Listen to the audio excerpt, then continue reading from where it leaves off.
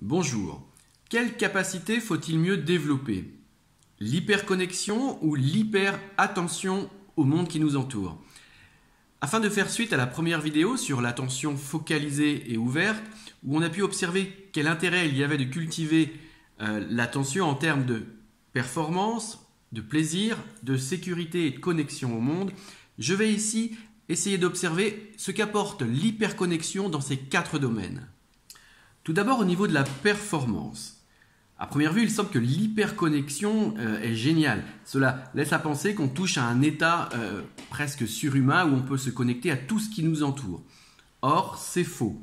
Notre capacité d'attention est sélective et on ne peut faire qu'une chose à la fois. Le sportif de haut niveau connaît cela. Par exemple, le tennisman sait que s'il veut marquer le point, il doit rester focus, il doit rester concentré sur son objectif et l'attention doit être concentrée sur le point à gagner. S'il ne fait pas, s'il est distrait par ne serait-ce que n'importe quelle source d'attention dans son environnement, il risque de perdre le point. En résumé, du point de vue de la performance, on est globalement moins performant si on est hyper connecté à tous les stimulus de l'environnement. Concernant le plaisir maintenant, comme on peut faire 2 tâches en même temps, on peut imaginer que si l'on fait 2 choses en même temps, on ait 2 fois plus de plaisir. Or, là aussi, c'est faux. Et c'est toujours pour la même raison. Comme physiologiquement, l'attention ne peut pas se focaliser sur 2 choses en même temps, pour le plaisir, ça va être pareil. Il est obligé de zapper d'une tâche à une autre et de vivre le plaisir sur chacune des tâches séparément. Et à ce moment-là, à attention fractionnée, plaisir diminué. C'est mathématique. En résumé, dans la vie, le plaisir ne peut pas être vécu pleinement quand on zappe d'un sujet à un autre. Dans ce cas, nos circuits de la récompense n'ont pas le temps de s'allumer au niveau cérébral qu'ils doivent déjà se focaliser sur un autre objet d'attention. Troisièmement, du point de vue de la sécurité, on pourrait imaginer que quelqu'un d'hyper connecté va être capable de détecter toute variation sur son environnement. Or, c'est le contraire. L'hyperconnexion coupe du monde et c'est dans cela qu'elle est dangereuse. Il y a en fait des failles de sécurité dans ce processus. Quelqu'un qui est hyper connecté va se laisser distraire par tout ce qui lui fait plaisir, tout ce qui va être saillant dans son esprit, tout ce qui est source de distraction, de plaisir. Et à cause de cela, il risque de ne pas percevoir un danger qu'il va apparaître. Il y a 2 types de dangers. Il peut y avoir le danger simple à comprendre. Je suis sur mon smartphone, je suis tellement connecté que je ne vais pas percevoir le monde qui m'entoure et je risque de me faire percuter par un véhicule qui est à côté de moi. Mais il y a aussi un autre aspect, c'est qu'un esprit qui est habitué à l'hyperconnexion ne perçoit plus le monde de la même manière.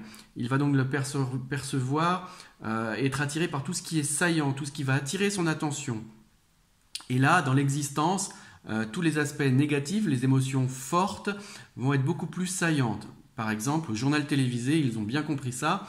Ils ne nous montrent jamais des événements qui sont heureux. On parle toujours de la souffrance, de la peur, des émotions négatives. C'est ça qui attire l'attention. Donc, un esprit qui est habitué à l'hyperconnexion va avoir cette tendance beaucoup plus développée. Cette tendance étant plus forte, il est plus à même d'être confronté en fait à la souffrance de l'existence humaine.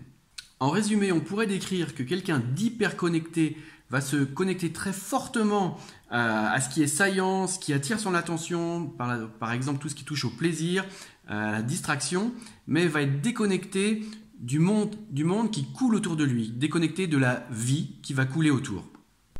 Enfin, dernièrement, par rapport à la capacité de se connecter au monde qui nous entoure, et bien là aussi, l'hyperconnexion fait rêver. On peut imaginer que la capacité de se connecter à toutes les sources d'informations qui nous entourent vont plus que les générations qui nous précèdent, est quelque chose de très important pour l'existence. Cependant, là aussi, il y a un risque. Si on se connecte trop à ce qui est saillant, ce qui est plaisant, ce qui attire notre attention, notre monde intérieur se rigidifie, se solidifie dans ses perceptions. Et notre organisme n'est plus capable de s'ouvrir et d'absorber les sensations ou les perceptions différentes. Voilà, nous arrivons à la fin de cette deuxième vidéo où nous avons vu l'hyperconnexion à travers les aspects de la sécurité, de la performance, du plaisir et de la connexion au monde. Et maintenant, si on compare à ce que nous avions dit dans notre première vidéo sur la capacité d'attention par rapport à ces 4 aspects, je pourrais décrire qu'on peut siffler la fin du match et décrire que la capacité d'attention gagne 4-0 face à la capacité d'hyperconnexion. Maintenant, c'est à vous de voir quelle capacité est le plus importante à cultiver pour son existence.